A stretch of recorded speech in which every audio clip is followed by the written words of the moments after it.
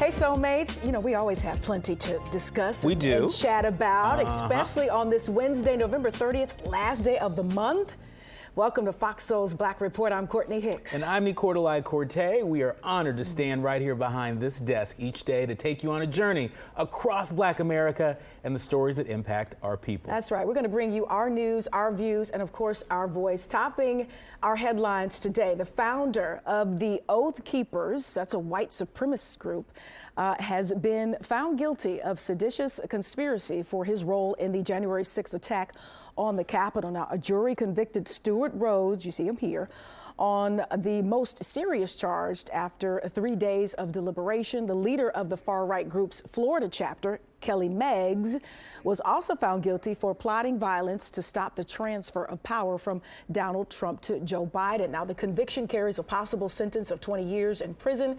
3 others were cleared on that particular charge, but were convicted of obstruction of an official proceeding. Now off to Georgia, where a former Georgia prosecutor will appear before a judge next month to face charges related to hindering the police investigation into the 2020 killing of Ahmaud Arbery. Now, Superior Court Judge John R. Turner on Tuesday scheduled a December 29th arraignment for former Brunswick Judicial Circuit District Attorney Jackie Johnson, who will have a chance to enter a plea after the charges are formally presented in court. The judge said he will also take up any pending legal motions, which include a request by Johnson's defense attorneys to have one of the charges dismissed. Okay, let's head west to Oregon, where a judge has sentenced a white man to 10 years in prison for the fatal shooting of Barry Washington Jr. outside a nightclub last year. Ian Cranston was sentenced to 10 years in prison and 3 years of parole on 5 counts, including manslaughter, assault, and unlawful use of a deadly weapon. Now, prosecutors said a fight began between Cranston and Washington outside a local bar after Washington, who was black, flirted with Cranston's fiance.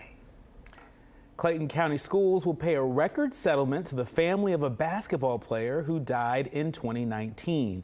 Amani Bell's family agreed to settle their case for $10 million. Bell's parents say the 16-year-old died after she was forced to perform conditioning drills outdoors on one of the hottest days of the summer.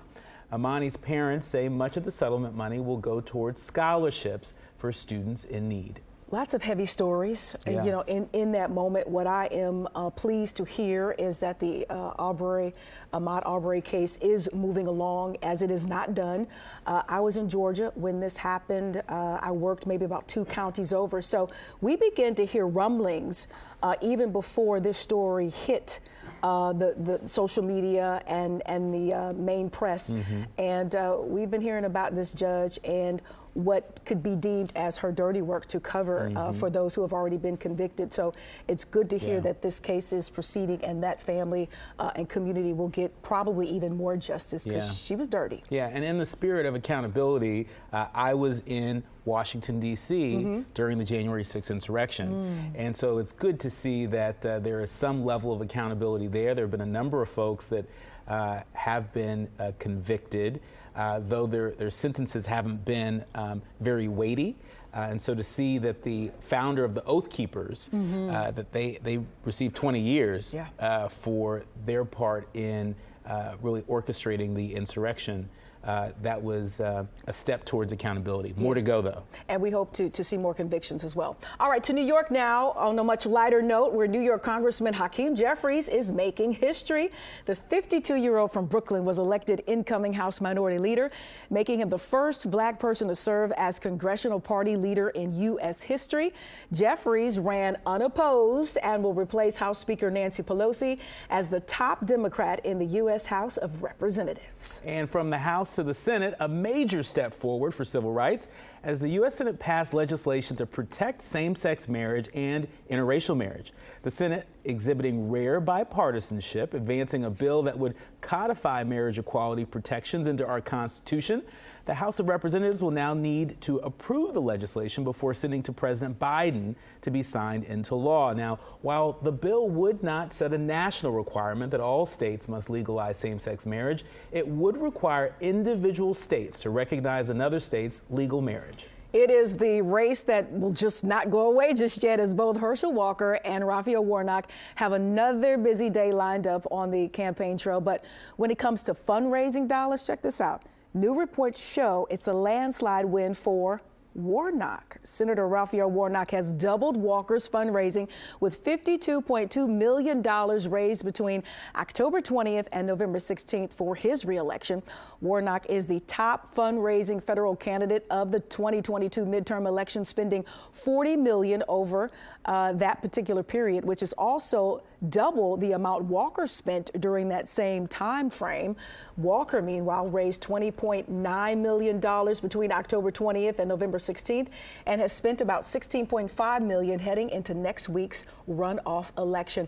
I don't know why I was so surprised that Warnock has far outdone Herschel Walker in campaign funds. Maybe it's because of all of the staunch support that Herschel has, and maybe sometimes, you know, people might not be as convinced on the Warnock side, but that is a surprising report there. It's significant, especially considering that sometimes there's this preconceived notion that black candidates can't raise money. And Senator Warnock is really dispelling that myth in epic proportions. But also keep in mind that Herschel Walker is getting a lot of earned media coverage, right? And so, you know, that may be how he's making up for the difference in terms of fundraising. But there definitely seems to be a lot of enthusiasm behind incumbent Senator Raphael Warnock. But we'll have to stay tuned. December 6th.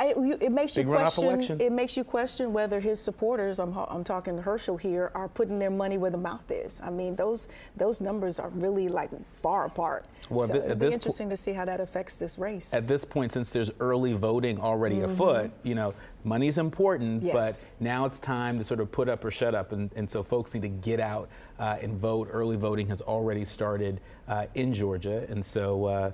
We'll see what happens December 6th. The rumble in Georgia. Now from Georgia to Mississippi, where in Mississippi, clean water concerns continue to plague black residents throughout the city of Jackson. And now the Justice Department is making a rare move to step in and bring improvements to the city's water system.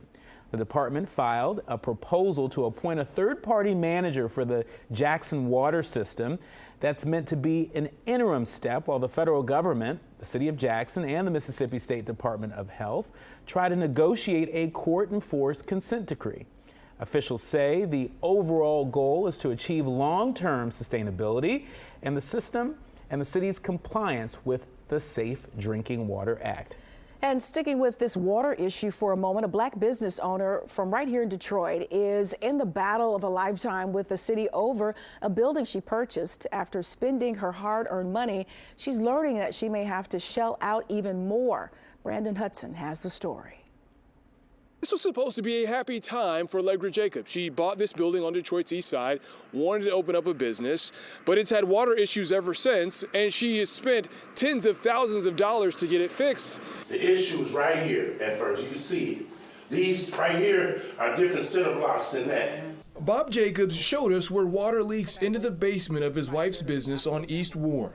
He said it's been like that for months, and they want help from the Detroit Water and Sewage Department. I need them to get DWSD back out here and see where the water is coming from. Allegra Jacobs says the building's had water issues since she bought it in October 2021. The Jacobs family thought they had fixed it last summer, but the leak continues. Allegra says the water issues and building upkeep has drained her life savings of nearly $90,000. It was extremely high for that water to get cut on out there, literally. Maxed out just to get water, literally maxed out my pockets. Allegra owns Jacobs LLC, a wig-making company. All she wants is to open up a wig-making school in her home city, but this ordeal has made her dream a nightmare. I'm taking a hit with my business, like literally. We see this a lot. People are buying very old buildings that have been empty for a long time. They're investing the dollars that they have in getting the business up and running. DWSD Director Gary Brown says Allegra and her husband did everything right in obtaining the proper paperwork for the building. However, it appears their contractor may not have sealed the service line properly. My intent tomorrow is to contact the owner, set up a meeting with the plumber. We want the plumber in the meeting that did the installation. What we want to educate our customers on is that water service line is your private property.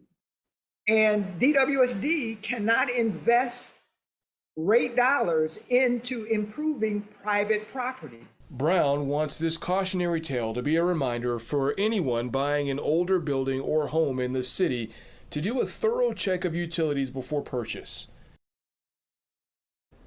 All right, and Jacobs says she hopes things can turn around very soon for her new business. And let me tell you, Nicordelai, I'm a native of Detroit, our FOXSOUL Black headquarters, Black Report Black headquarters. And so the utilities are in my name because our parents have moved on, but passed on, but we've kept the house. And I get all of the correspondence from the water company that she mentioned.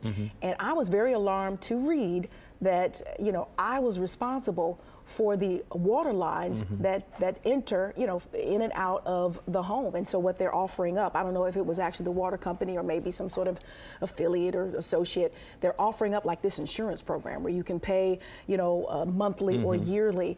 So if in the case your private water lines that you are responsible for rupture or whatever the case may be, you'll be covered. I was absolutely taken aback. You know, these pipelines have been, you know, installed and a part of that home since before we bought it back in 1972. And I'm not quite understanding how that is considered private property and how this is now just, you know, coming to light for a lot of residents. And that's really one of the central issues here. The fact that the water line is a private water line here in Detroit. I don't know how many other places across the country where that's the case, but that was the element of the story that was really the most shocking to me. You know, because it's a part of the water infrastructure that, you know, well, you know, how are you going to know if something's wrong with your water line unless there's a problem with it? And so, you know, from a consumer protection program, from a consumer protection perspective, I think this is something that perhaps the federal government needs to look into. Absolutely, especially with all these Great Lakes around here, we should have no water issues here. Speaking of the federal government, still ahead, the FDA is issuing a warning regarding a certain aphrodisiac. We'll tell you which one. Plus, eviction notices being sent out to Section 8 renters in Atlanta. What the mayor is doing to fix the situation.